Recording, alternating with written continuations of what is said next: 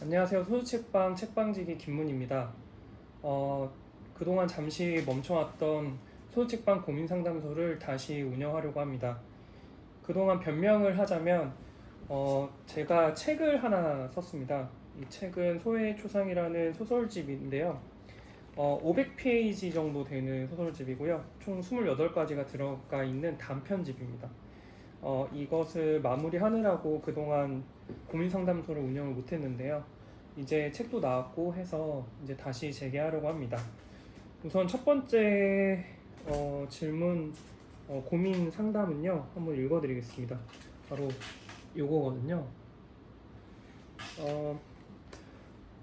안녕하세요. 사회생활 8년차 20대 여성입니다. 무기력하고 권태로운 일상이 요즘엔 더욱 싫어지고 있어요. 원인도 모른 채 우울감만 깊어집니다. 원인 없는 혹은 원인을 모르는 문제를 어떻게 해결하면 좋을까요? 라고 되어 있습니다. 제가 생각하는 것은 우선은 무기력한 것과 권태로운 것은 우선 좀 다릅니다. 물론 전체적인 질감은 비슷하지만 무기력한 것은 아무런 힘이 없는 것입니다. 사실 인간에게 권태는 좋은 것입니다. 권태는 창의성의 원천이며 권태는 선생님께서 무엇인가 그것을 채워넣기 위한 일종의 동기부여가 될 수 있습니다. 권태로운 오후를 생각해 봅시다. 권태로운 주말을 생각해 봅시다. 권태는 모든 것이 평화롭고 무탈하며 고요한 순간이기도 합니다. 그러나 무기력은 다릅니다. 아무런 힘이 없는 것이며 아무 곳에도 관심이 없는 것입니다. 제 생각에는 우울감만 깊어진다고 말씀하시는 부분에서 권태로운 부분보다 무기력의 힘이 선생님께 좀 더 강하게 작용하고 있는 것은 아닌가 생각해 봅니다. 무기력을 어떻게 하면 이겨낼 수 있을까요? 아마도 사회생활 8년차 정도시면 왠지 뭔가 권태로운 일상 때문에 무기력에 빠져 있지 않을까 생각하기도 합니다. 내가 가고 있는 이 길이 과연 맞는 것인가? 과연 그동안의 내 인생은 잘 살아왔는가? 그러나 다시금 생각해 봅시다. 과연 잘 살고 있는 인생은 무엇입니까? 잘 가고 있는 길은 무엇입니까? 잘 살고 있는 인생은 사실 오늘을 산다의 차원은 아닐까요? 그러니까 아무것도 안 해도 그냥 사는 것 자체가 엄청난 일이라는 것입니다. 우리는 아무것도 하지 않아도 엄청난 칼로리를 소비합니다. 그것은 이 몸이 엄청난 일을 하고 있는 것입니다. 저는 무기력을 벗어나라고 몸을 움직여보고 계획을 세워보고 혹은 여행을 계획하고 이러한 모든 것에 대한 조언이 사실 가끔 허무하게 느껴질 때가 있습니다. 왜냐하면 움직이기 싫으니까요. 저는 무기력하는 분에게 그냥 이렇게 말씀을 드리고 싶습니다. 제가 생각하기에 무기력은 침대랑 좀 더 가깝고 뭔가 침대에 계속 있고 싶어 하는 욕망이 많다고 생각하는데요. 침대에 누운 상태로 기력을 확인해 볼 수 있는 것을 알려드리겠습니다. 지금 당장 눈을 감습니다. 손을 명치 위에, 물론 여기서는 침대에 있는 것으로 가정해보고 말씀드리는 것입니다. 지금 당장 눈을 감습니다. 손을 명치 위에 올리고 그리고 숨을 크게 들여마시고 내뱉습니다. 자신이 숨쉬고 있다는 기분, 살아있다는 그 감각을 살피면서 20번 반복합니다. 혹시 20번 반복하실 수 있나요? 반복하셨을까요? 제가 생각하기에 20번조차 하기 싫으실 수도 있을 것 같습니다. 5번도 괜찮습니다. 한 번은 어떨까요? 제가 이거를 말씀드리고 나서 해보시는 것도 괜찮을 것 같습니다. 숨 쉬는 것을 느끼면 사실 살아있음을 느껴지기도 합니다. 살아있다는 것은 너무나 당연해서 그것을 느끼기가 사실 쉽지 않습니다. 이것을 느끼는 것으로 인해서 선생님께서 오늘 살아있음으로 오늘을 채웠다는 것을 말씀드리고 싶었습니다. 여기까지가 무기력한 일상 속에서 기력을 느끼는 방법이라고 할 수 있습니다. 물론 여기는 제 생각입니다.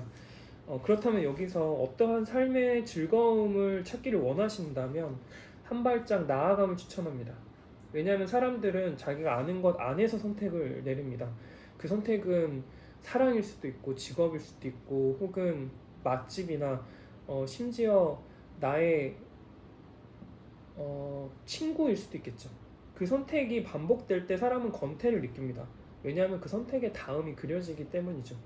그렇다면 이제는 지금까지 해보셨던 선택 말고 가장 합리적이고 이성적이며 효율적인 선택 하시지 마시고 아무도 선택하지 않았을 법한, 나라면 하지 않았을 법한 선택을 해보시는 것은 어떠실까요? 남들은 다 해봤는데 자신은 해보지 않았던 것 같은 거 말입니다. 하다못해 남들은 다 먹어봤는데 먹지 않았던 것, 그런 것들을 도전해 보시는 겁니다. 그리고 원인이 없는 혹은 원인이 모를 문제, 즉 여기서 말하는 문제는 우울이라고 생각하는데요. 원인이 없는 우울, 그렇다면 원인이 모를 우울이라고 볼 수 있겠죠. 제가 이 우울에 대한 조언을 말씀드리기 전에 혹시라도 우울감이 오래 지속되고 있거나 그 정도가 깊다고 느끼신다면 꼭 병원에 가서 치료를 받으셨으면 좋겠습니다. 왜냐하면 저의 얕은 위로나 격려로는 어떤 점에서는 우울을 악화시킬 수 있다고 생각하거든요. 그럼 저의 생각을 조심스럽게 말씀드리겠습니다. 사실 거의 대부분의 우울은 원인 자체가 모르거나 없다고 생각합니다. 그것은 사실 우울이라는 감정은 저에게는 솔직히 말해서 삶을 살아가는 데 있어서 항상 가져야 할 감정이라고 생각하고 있거든요. 약간의 우울감은 모든 사람이 가지고 있습니다. 물론 이 감정이라고 한다면 슬픔이나 환희, 낙담, 기쁨 등의 긍정과 부정적 감정 모두가 될 수 있겠죠. 그렇다면 우울은 원인이 모를 우울, 원인이 없는 우울은 사실 원인이 없는 감정, 원인이 모를 감정, 혹은 원인이 없는 삶, 원인이 모를 삶이라고 치환할 수도 있지 않겠습니까? 왜냐하면 삶은 자체가 원인이 없기 때문입니다. 그래서 제가 생각해 본 건데요. 그렇다면 우울을 고양이라고 생각하는 것은 어떠실까요? 고양이는 나라는 방 안에 항상 머물고 있습니다. 이 우울증이라는 고양이요. 그 고양이가 너무 오래 가까이 하면 고양이가 나를 뭅니다.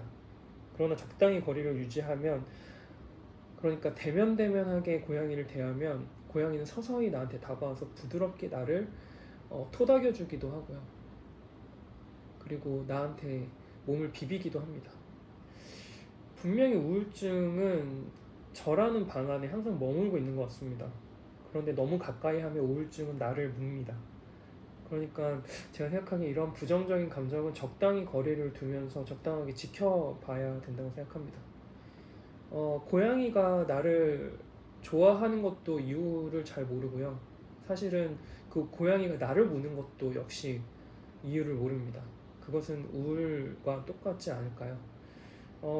다만 그 우울에서 좀 더 멀리 떨어져서 자신을 객관적으로 바라볼 수 있을 때, 혹은 좀 더 거리를 두고 바라볼 수 있을 때 선생님께서 좀 더 자신을 잘 돌볼 수 있지 않을까 생각합니다. 그리고 마지막으로 한 번 더 말씀드리자면, 만약에 우울과 우울증은 좀 다르다고 생각합니다. 우울이 정말로 지속이 오래되셨거나 깊다고 느껴지신다면 그것은 정말로 상담과 약으로 호전될 수 있기 때문에 가까운 병원에 가서 진찰을 받아보시는 것을 추천드립니다. 마지막으로 정리하자면, 첫 번째는 무기력에서 기력을 느끼는 방법을 말씀드렸고요. 두 번째는 한 발짝 나아감, 이것은 곧 내가 하지 않을 법한 선택을 해보는 것을 추천드렸습니다. 그리고 세 번째는 우울증을 고양이라고 생각해 보시는 건 어떨까요? 들어주셔서 너무 감사합니다. 네, 이상입니다. 다음 고민은 좋아하는 것과 잘하는 것, 좋아하는 것 중에 어떤 선택을 해야 할까요? 라는 고민입니다. 이 고민은 주말에 올리도록 하겠습니다. 네, 지금까지 들어주시고 시청해주셔서 정말로 감사드립니다. 구독은 안 해주셔도 좋습니다. 좋아요 한 번만 눌러주십시오. 감사합니다.